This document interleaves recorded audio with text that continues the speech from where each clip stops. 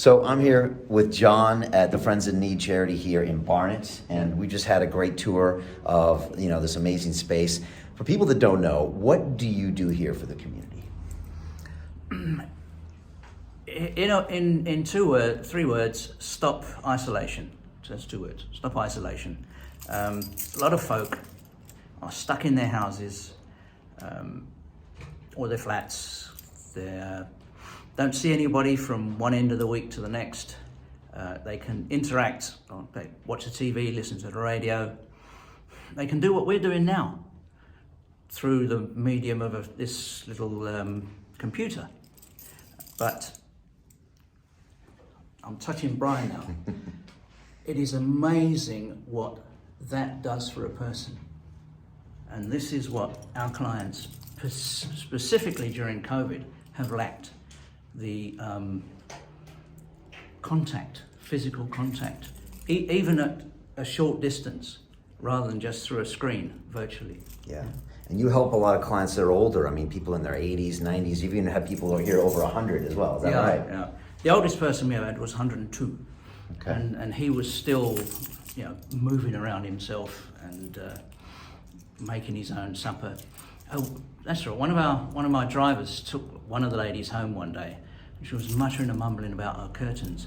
And he said, "Oh, did that person come and sort you out?" No. Took too long. I did it myself. I put the chair there, stood up on the chair, stood on the table, and put the curtains back myself. She was 100. And you were telling me that one of the biggest struggles you have is losing funding. Yeah. And when you get funding cut off, it changes the whole game. And also how longer term funding is really important because it allows you to invest in this place and invest in staff. I mean, tell me about those challenges, because I've got a few ideas, but tell me what it's like, to deal with that. Difficult. I used to have more hair. But I suppose in all seriousness, it causes worry for the staff because, they need to know whether they will have a job, going forward. I hate that for the future. Yeah. I know. And also, you just can serve a lot more people, Yeah. I guess, if you have the team here. I found an interesting statistic. London North East Railway, they run up the railway line here, and they have a social fund. I thought, well, I'll apply to that. But they put out a statistic on one of their slides. Applications to that fund went up 260% last year.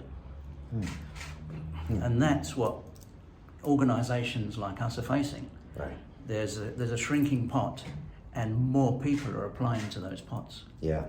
Well, I was just talking to John about this idea that I have it's called Corporates for Communities, where we raise £100 million per year for 10 years from places like Amazon, Uber, Barclays, HSBC, and they go direct to places like this, Friends in Need, and places like, Lives Not Knives, where we're at in Croydon. And that way you just cut out the government middleman that's always going to give you a reason why there's not enough budget left, and give these corporates a chance to give back to the communities that they do a lot of business in. And so, look, it's not simple. It's going to take an important structure, and it's going to take a lot of phone calls to CEOs, which I can make.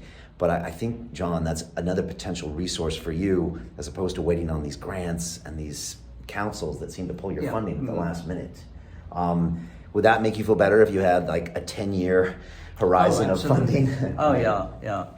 That would take the pressure off that side of me and enable me, and it will settle the staff as well and the volunteers, and enable us to think more widely about what we can do for and in the community.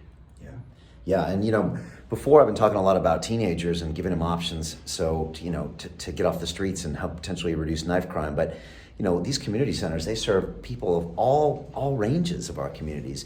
Right here, John really specializes in that elder demographic, and it's such an important demographic. And we were talking earlier, we saw that with the Major Tom and like all the money he raised, £20 million plus. And I think we forget how much in this country we care about our elderly people. They're the only connection we have left with the past. It's just, we just have to give people the visibility of the great work John's doing here, and then a structure to where corporates can funnel that money.